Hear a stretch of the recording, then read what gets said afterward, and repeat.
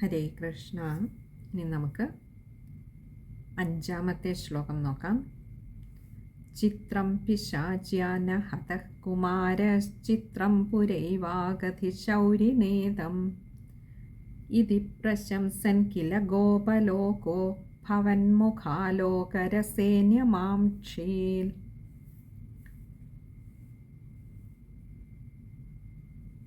ഇനിയും ഈ ഒരു ശ്ലോകത്തിൽ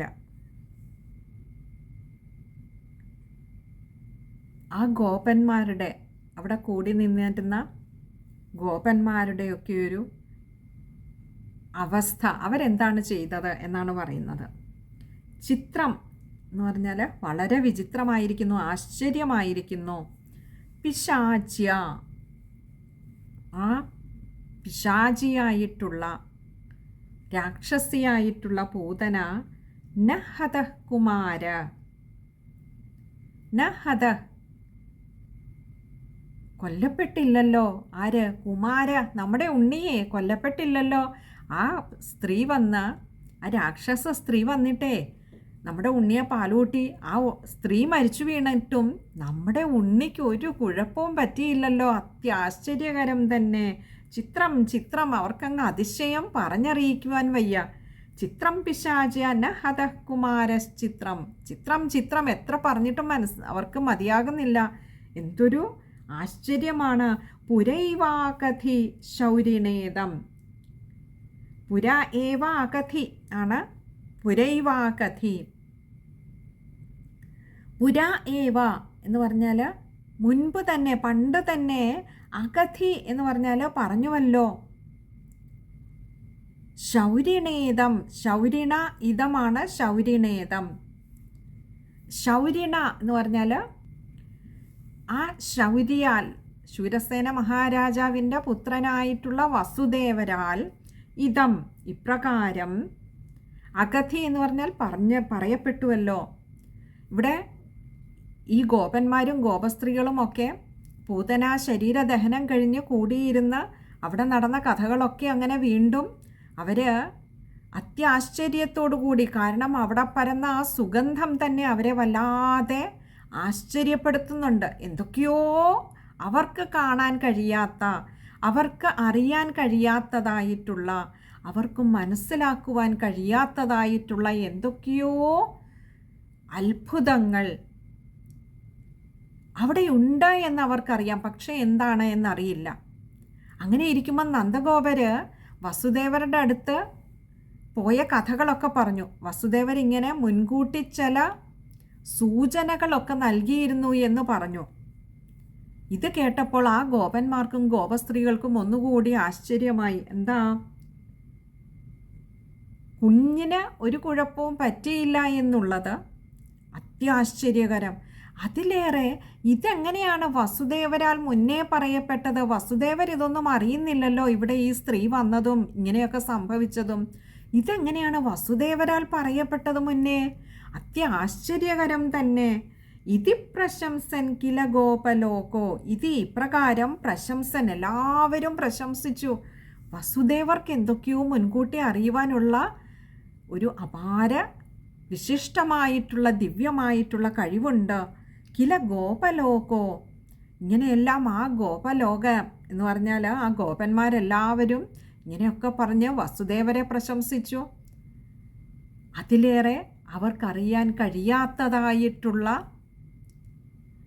ആ ശക്തിയെ, ഭഗവത് മഹത്വത്തെ, മാഹാത്മ്യത്തെ അവർ പ്രശംസിച്ചു. അല്ലെങ്കിൽ എൻ്റെ ഭഗവാനെ, ആ പൂതനയുടെ ഘോരമായ ഭീമാകാരമായ ശരീരം നിലം പതിച്ചപ്പോൾ ആ ശരീരത്തിൻ്റെ താഴെ എങ്ങാനുമായിരുന്നു നമ്മുടെ ഉണ്ണി വീഴുന്നതെങ്കിൽ, അല്ലെങ്കിൽ ഉണ്ണിയുടെ മുകളിലേക്കായിരുന്നു ആ ശരീരം വീഴുന്നതെങ്കിൽ എന്താകുമായിരുന്നു കഥ? എൻ്റെ ഭഗവാനെ, ഇത് എന്തൊരാശ്ചര്യമാണ്. നമ്മുടെ ഉണ്ണിക്ക് ഒരു കുഴപ്പവുമില്ലാതെ രക്ഷപ്പെട്ടിരിക്കുന്നു. ഈ വസുദേവർ എന്നാലും എങ്ങനെയാണ് ഇതൊക്കെ മുൻകൂട്ടി കണ്ടത്? എന്തൊരാശ്ചര്യമാണ്. തുടങ്ങി അവർ ആ ഭഗവാനെ തന്നെയാണ്, ഭഗവാന്റെ ആ അദൃശ്യമായ രക്ഷാ കവചത്തെയാണ്, കരങ്ങളെയാണ്, ഏതൊരു കരങ്ങളിലാണോ തങ്ങൾ സുരക്ഷിതരായി കഴിയുന്നത് ആ കരങ്ങളുടെ, ഭഗവാന്റെ മഹത്വത്തെയാണ് അവരവിടെ പ്രശംസിച്ചു കൊണ്ടിരുന്നത്. ഭവൻ മുഖാലോകരസേന്യമാക്ഷീത്, ഭവൻ മുഖാലോകരസേ, അങ്ങയുടെ മുഖത്ത്, ഭവൻ മുഖം അങ്ങയുടെ മുഖത്ത്, ആലോകരസേ അങ്ങനെ കണ്ടതായിട്ടുള്ള ആ രസത്തെ അവരെല്ലാം വന്ന് നോക്കുമ്പോൾ അങ്ങയാകട്ടെ ഇതൊന്നും ഞാൻ അറിഞ്ഞിട്ടേയില്ല എന്നൊരു ഭാവം. അങ്ങനെ പതിവ് ലീലകളിൽ അങ്ങനെ മുഴുകിയിരിക്കുകയാണ്. കൈകാലുകൾ ഇളക്കി കളിക്കുന്നുണ്ട്, കാല് പൊക്കി ഇടയ്ക്കിടെ പട്ടേന്ന് താഴേക്ക് അടിക്കുന്നുണ്ട്, കൈകൾ അതിനേക്കാൾ വേഗത്തിൽ ചലിപ്പിക്കുന്നുണ്ട്. ഇതൊക്കെ സ്വയം ആസ്വദിച്ച് ആത്മാരാമനായിട്ടുള്ള ഭഗവാൻ അങ്ങനെ അവിടെ തൻ്റെ പതിവ് കളികളിൽ അങ്ങനെ മുഴുകി രസിച്ചു കൊണ്ടിരിക്കുന്നു. അങ്ങനെ അങ്ങയുടെ ആ മുഖാരവിന്ദം കണ്ട് രസത്തിൽ ആറാടിയിരിക്കുന്ന ആത്മാരാമനായിട്ടുള്ള ആ ഉണ്ണിയുടെ മുഖത്തെ പ്രസാദം കണ്ട് ന്യമാക്ഷീത് ആ ഗോപന്മാരും ആ രസത്തിൽ അങ്ങനെ മുഴുകിപ്പോയി ഭഗവാനെ.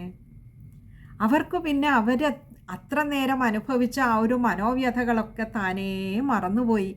ഉണ്ണിയുടെ ആ മുഖത്തെ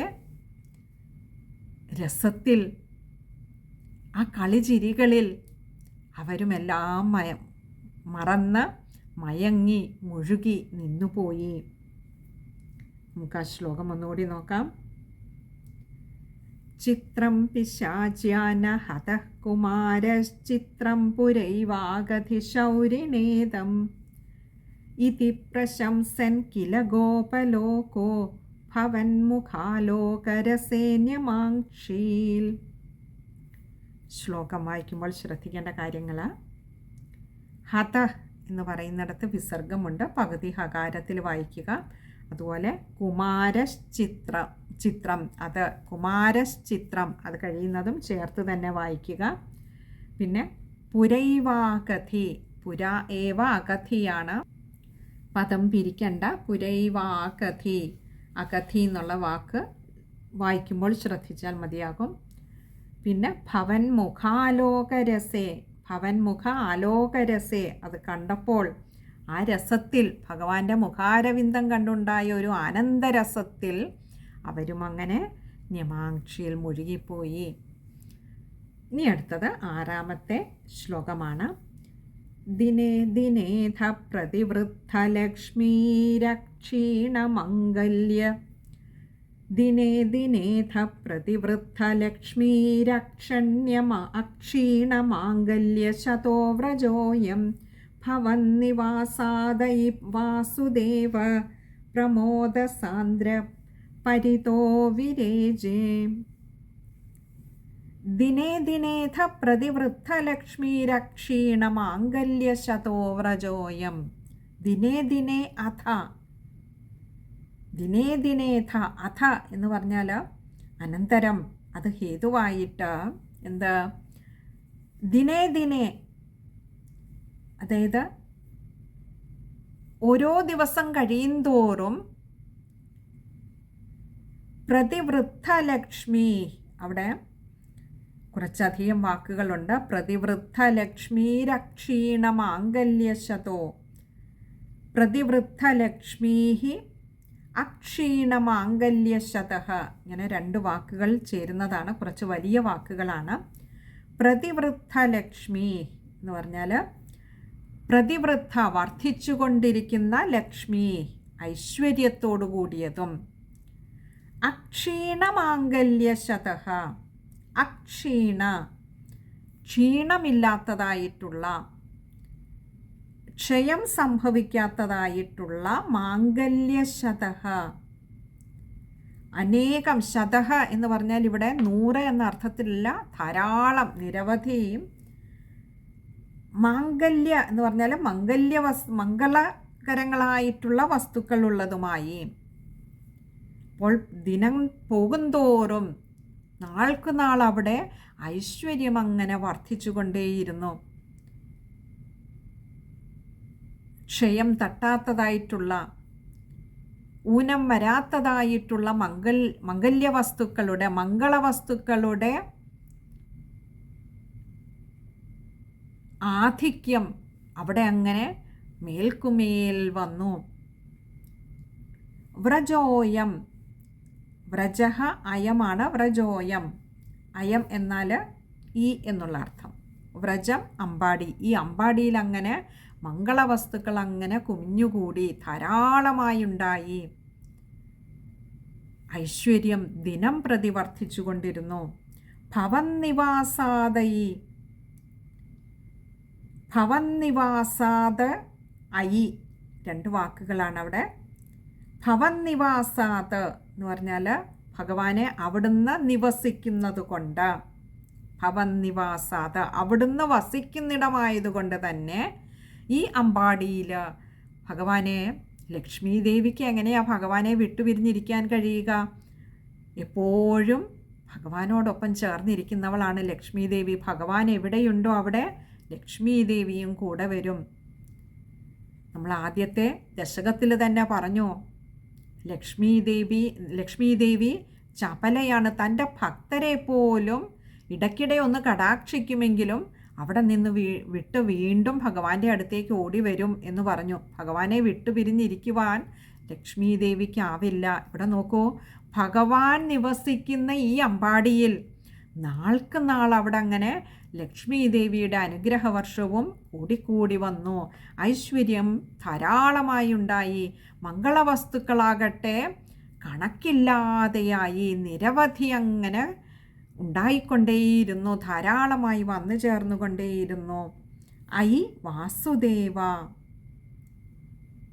ഐ അല്ലയോ വാസുദേവ, അല്ലയോ വസുദേവ പുത്രനായിട്ടുള്ള അല്ലയോ ഗുരുവായൂരപ്പ, അവിടുന്ന് വസിക്കുന്നത് കൊണ്ടാണ്. അപ്പോൾ അവിടുന്ന് എവിടെയൊക്കെയുണ്ടോ, ഭഗവാൻ എവിടെയൊക്കെയുണ്ടോ അവിടെയൊക്കെയും ഇതുപോലെ ലക്ഷ്മി ദേവിയുടെ അനുഗ്രഹവും ഉണ്ടാകുമെന്ന് പറയുകയാണ്. പ്രമോദസാന്ദ്ര, പരമാനന്ദ, പ്രമോദം എന്ന് പറഞ്ഞാൽ ഏറ്റവും ശ്രേഷ്ഠമായിട്ടുള്ള ആനന്ദം. പ്രമോദസാന്ദ്രം, പരമാനന്ദമാ നിറഞ്ഞു നിൽക്കുന്നതായിട്ടുള്ള ഭഗവാനെ. പരിതോ വിരേജെ, പരിത എന്ന് പറഞ്ഞാൽ എങ്ങും നിറഞ്ഞു നിൽക്കുന്നതായിട്ടുള്ള, വിരേജെ ഭഗവാനെ അവിടുന്ന് എങ്ങും ശോഭിക്കുന്നു, വിരാജിക്കുന്നു. ആ അമ്പാടിയിൽ എല്ലായിടത്തും അവിടുന്ന് മംഗളകാരിയായിട്ട് പരമാനന്ദ സാന്ദ്ര സ്വരൂപമായിട്ട് അവിടുന്ന് ആ അമ്പാടിയിലെങ്ങും നിറഞ്ഞു ശോഭിച്ചു നിൽക്കുകയാണ്. അതുകൊണ്ട് തന്നെ ലക്ഷ്മി ദേവിയും അങ്ങയോടൊപ്പം ആ അമ്പാടിയിൽ തത്തിക്കളിച്ചുകൊണ്ടേയിരിക്കുന്നു. അങ്ങയോടൊപ്പം അങ്ങ് ഓരോ കുഞ്ഞു കാലടി വയ്ക്കുമ്പോഴും ലക്ഷ്മി ദേവി ആ കാലടികളെ പിന്തുടർന്നുകൊണ്ട് ലക്ഷ്മി ദേവിയും അതേപോലെ തന്നെ നൃത്തമാടുന്നുണ്ട് ആ അമ്പാടിയിലുടനീളം. അവിടുന്ന് അങ്ങനെ ലക്ഷ്മി ദേവിയോടൊപ്പം അമ്പാടിയിൽ അങ്ങനെ എല്ലായിടത്തും ശോഭിച്ചു നിൽക്കുന്നുവല്ലോ. അല്ലയോ വസുദേവപുത്രനായിട്ടുള്ള ഗുരുവായൂരപ്പ വാസുദേവ എന്ന് ശ്രീ മേൽപ്പത്തൂർ നാരായണ ഭട്ടതിരിപ്പാട് നമുക്ക് ആ ചിത്രം അങ്ങനെ കാണിച്ചു തരികയാണ്. അമ്പാടിയിലെങ്ങും പൂർണ്ണ ആനന്ദസ്വരൂപനായി നിറഞ്ഞു നിൽക്കുന്ന ഗുരുവായൂരപ്പൻ്റെ ചിത്രം. ഹരേ കൃഷ്ണ. നമുക്ക് ആ ശ്ലോകം ഒന്നുകൂടി നോക്കാം. ദിനേ ദിനേധ പ്രതിവൃദ്ധ ലക്ഷ്മീരക്ഷീണമാംഗല്യശതോ വ്രജോയം ഭവന്നിവാസാദയി വാസുദേവ പ്രമോദസാന്ദ്ര പരിതോ വിരേജേ. ശ്ലോകം വായിക്കുമ്പോൾ ശ്രദ്ധിക്കേണ്ട കാര്യം, ദിനേ ദിനേഥ, അവിടെ വിശ്ലേഷണമുള്ളത് കൊണ്ട് തന്നെ കാരം നീട്ടിയെടുക്കുക. പിന്നെ പ്രതിവൃദ്ധ ലക്ഷ്മീരക്ഷീണമാംഗല്യശതോ, അത് കഴിയുന്നതും ചേർത്ത് തന്നെ വായിക്കുക. ആർക്കെങ്കിലും വായിക്കാൻ ബുദ്ധിമുട്ടുണ്ടെങ്കിൽ പ്രതിവൃദ്ധ ലക്ഷ്മി, അവിടെ ദീർഘവും വിസർഗവും കൊടുക്കുക.